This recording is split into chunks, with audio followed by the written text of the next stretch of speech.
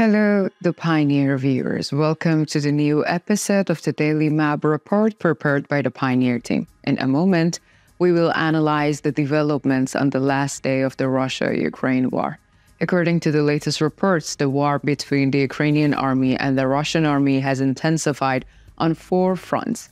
On the Kherson front line, which we have often mentioned in recent days, the intense activity does not slow down for a moment. Ukrainian troops continue their efforts to advance.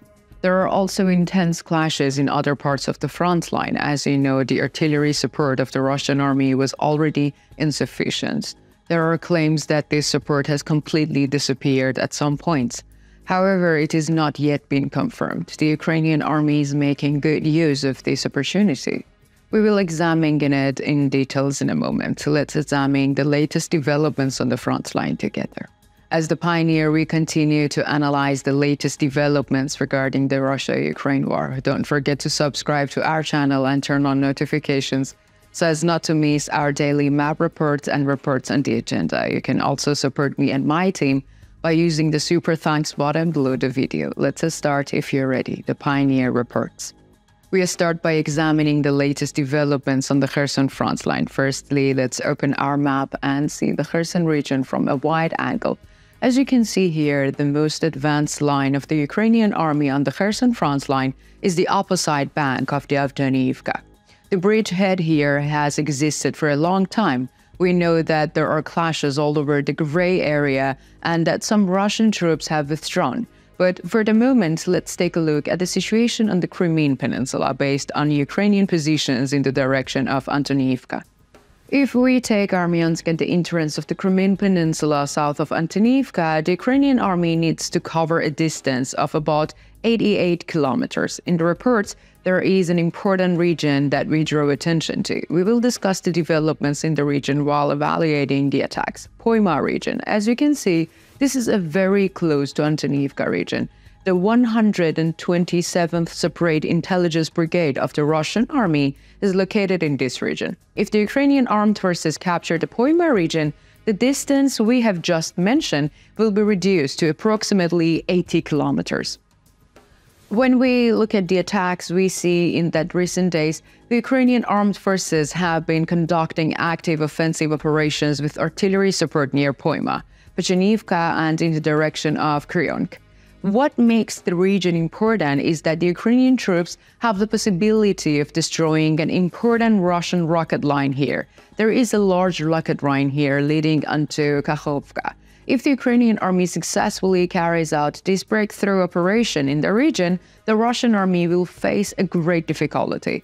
It is also reported that the Ukrainian troops have made a progress at some points in this region. However, complete success has not yet been achieved. The clashes continue. Ukrainian troops are also concentrating personnel in the face of King Bern's Spite and Cossack camps. In other words, the Ukrainian armed forces are flying the same tactic again, spreading Russian troops over the wide area. In the coming days, the pressure of the Ukrainian army in the region will increase even more.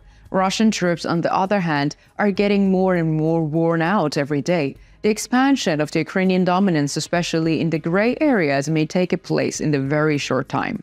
Let's talk about the artillery activities. According to the latest reports, Russian artillery hit Stanivka, Kherson, Antoniivka, Prietnoptovskoye, Taiginka, and Panyovtivka and Tukharevka. Ukrainian artillery units targeted Russian positions in Golaya, Pristan, Aloyshki, Podestepnoe, Cossack camps, and Krasnonka.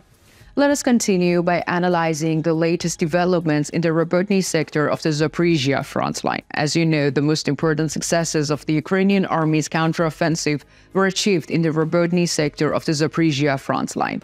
Robotny is largely under the control of the Ukrainian army. In recent days, we see that the Ukrainian armed forces have launched a very violent attack on the Robotny section of the Russian army. There is an intense pressure of the Russian army, especially towards the west of Robotny. However, no results has been achieved. In the last attacks, Russian troops retreated without any gains. We see that the Ukrainian armed forces are carrying out similar actions northwest of Verbov near Novoprokopovka. These actions of the Ukrainian troops forced the Russian troops to abandon a number of positions. In addition, we can say that the Ukrainian army has made a progress on the dominant hills in Verbov. In Novopokrovka, Ukrainian troops continue to approach the strategic routes to Polohi.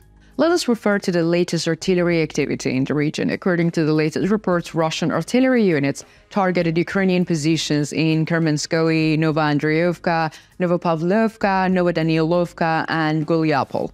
Ukrainian artillery units responded to these attacks by striking Zherbyanka, Nestryanka, Kopani, Marin, Ichenko, Novoprokopivka, and Novofedoryovka. Let us continue by analyzing the latest developments in the Vuhledar sector of the Zaporizhia front line. According to the latest reports, the Russian army has increased its attacks on Yorkhain and Stromayursk, which are under the control of the Ukrainian army. As you know, the Ukrainian army built a very strong fortifications after capturing these areas. This fortification has been forced by the Russian army for a long time. However, it has still not been overcome. According to the latest reports, the Russian army has launched an intensive attack on the Yorkhain and Stromayursk. However, the strong defense line I mentioned earlier managed to repel these attacks. There is also a very intensive artillery activity in the area. This artillery activity is not favorable to the Russian army at the moment, but let's mention it anyway. According to the latest reports, Russian artillery targeted Ukrainian positions in Labodnoe, Belagodonovka, Yorkhain, Zolotoy-Niva, Peshenivtovka, and Novoukranivka, and Vuhledar. Ukrainian artillery units targeted positions under Russian armed forces in Priyotny, Zavitny Bazhania, Estermolinivka, and Novodonetsk.